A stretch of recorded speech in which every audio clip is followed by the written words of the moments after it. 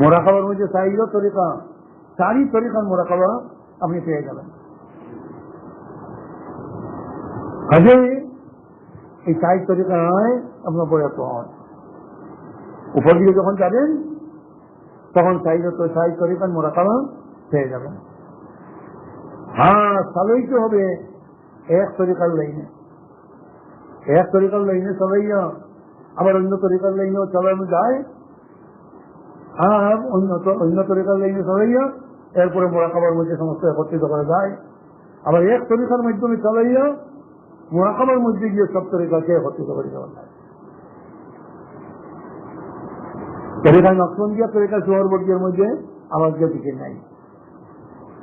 আওয়াজ দিয়ে জিকির না করলে, আওয়াজ দিয়ে যদি জিকির হয়, এখানে হজরত আলী কারামুল্লাহ কিছু আওয়াজ দিয়ে জিকিরের কথা শিখিয়ে দিয়েছিলেন।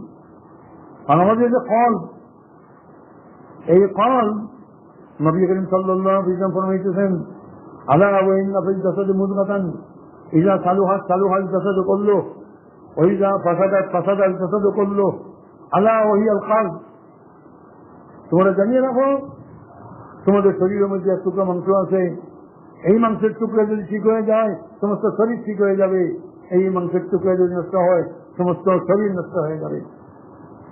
এই কলবের মধ্যে আল্লাহ পাক পরবর্তীকালে মারিফতের নূর নসিব হয়, কলকে প্রস্তুত করতে হয়। এই কলবের মাধ্যমে উসুল ইলাল্লাহ হয়, আল্লাহ পাকের সঙ্গে খাস সম্পর্ক হয়। কাজে কলকে প্রস্তুত করতে হবে। এই চাইরো তরিকার মধ্যে প্রত্যেক তরিকার মধ্যে কলকে ঠিক করতে হয়। এই কলকে ঠিক করতে গিয়ে কলবের দুইটা দরজা আছে, উপরের দরজা, নিচের দরজা। যদি আওয়াজ দিয়ে জিকির করা হয় তাহলে নারিকেল ভাঙ্গার সময় আপনি যখন নারিকেলে আঘাত দিবেন তখন সন্ন্যাস করে ওঠে।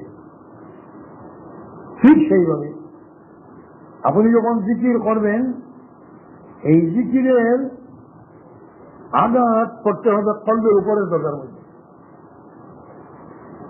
যদি কলবের উপরের দরজার মধ্যে আঘাত পড়ে তাহলে কলের উপরের দরজা খুলে যাবে, কল মাটিয়ে নরম হয়ে যাবে। ভারতের ঠিক ঠিকভাবে যদি হল হয় এখানে যে লজ্জত পাবেন, সচরাচর ভারতীয় হল হয় না। ভারতের ঠিক ঠিকভাবে সেই যে জ্বর, সেই যে আঘাত যেখানে পড়বার সেখানে যদি পড়ে আর বারে বারে পড়ে তাহলে কল মাটিয়ে নরম হয়ে যাবে, কলবের মধ্যে খুশু এসে যাবে। আমাদের নমাজের মধ্যে, নমাজের রোগ আসলাতু মাসনা মাসনা তখন সেই কুল্লে রাকাতাইনে অতদররু ওয়া তামাক্কুনুন সুম্মা তাকবিরু ইয়াদাইকা ইয়াকুলু ফারফাউহুমা ইলা আখিরিল হাদিস। নামাজের মধ্যে খুশু আসতে হবে, অন্তর নরম হতে হবে, শরীর নরম হতে হবে, নিজকে আল্লাহ পাক পরবর্তীকালের সামনে বিলিয়ে দিতে হবে।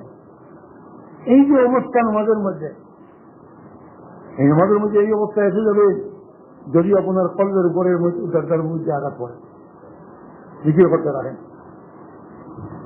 নকশবন্দিয়া সোহরবর্গীয় তরিকার মধ্যে এই আওয়াজ দিয়ে জিকির নাই।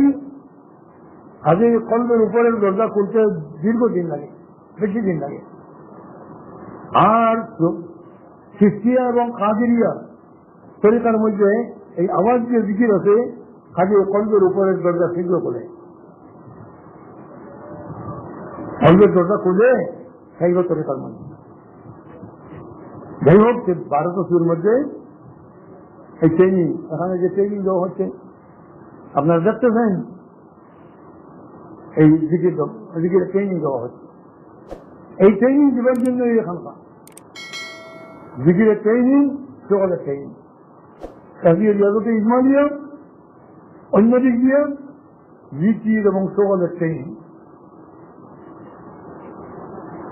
কলের উপরের দরজা করলে তারপরে ইসমেদাতে সবক দ্বারা করলে নিচের দরজা করলে।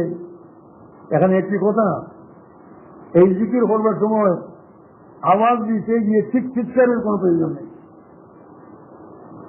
আওয়াজ তত বেশি হওয়ার কোনো প্রয়োজন নেই। আওয়াজটা হতে হবে, সামান্য আওয়াজ যদি হয়। আপনি যদি রাত্রে এই 12 তসবিহ আদায় করেন আর আপনার গরিব আর ওইজন মানুষ শুয়ে থাকেন, তার কোনো অসুবিধা হবে না। অন্য রুমে তাকে যদি, তাহলে তো কোনো অসুবিধা হওয়ার কথাই নেই। আওয়াজ দিতে হবে। এই আওয়াজ দিলে এই কলমের উপরে দরজার মধ্যে যে আঘাত, সেই আঘাতটা জ্বরটা পড়ে। আর আওয়াজ যদি না দেওয়া হয় তাহলে এই জ্বরটা রীতিমতো পড়ে না। যাই হোক, এই জিকির একটাই নেই। জিকির হলো 6 তসবিহ, 12 তসবিহ, इसमें दांत एक 3টা জিকির, 5 अनपास জিকির কলবি।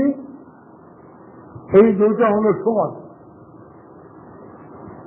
সমাজের মানে হলো জবান দিয়ে কোনো উচ্চারণ নেই।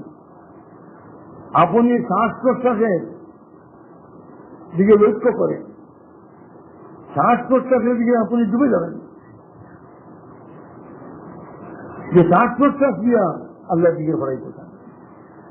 জবান দিয়ে কোনো উচ্চারণ নাই, বদনে কোনো হরকত নাই, নড়চড় নাই, কেবলমাত্র শ্বাসের দিকে আপনার লক্ষ্য হবে।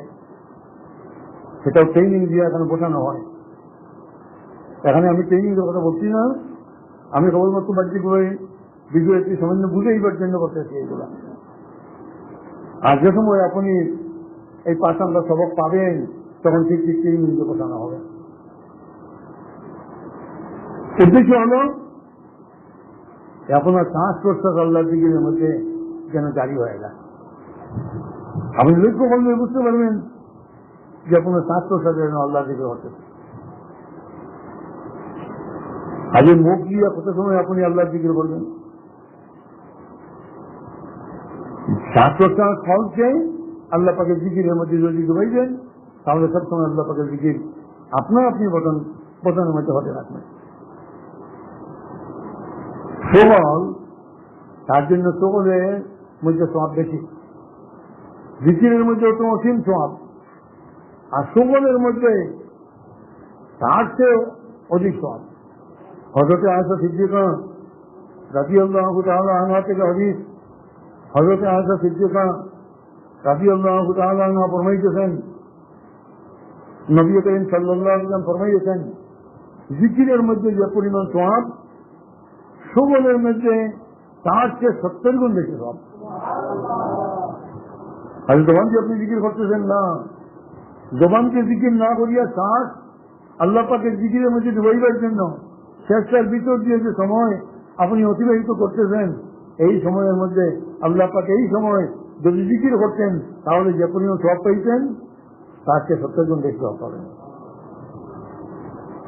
কারণ শ্বাস প্রশ্বাসকে যদি আপনি জিকিরের মধ্যে ডুবাই দিতে পারেন,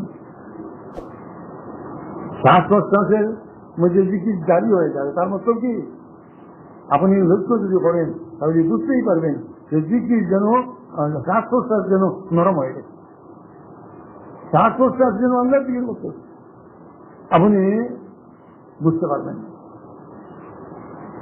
সেটি হল ফল। এই ফলকেও আউলিয়া কেরাম এই সমস্ত সবক আদায় করতে অনেক সময় 5 আনপাক জিকির করবি, এই যে সবল আদায় করতে জঙ্গলের মধ্যে চলে যেতেন, জঙ্গলে বসিয়া এই সবল আদায় করতেন।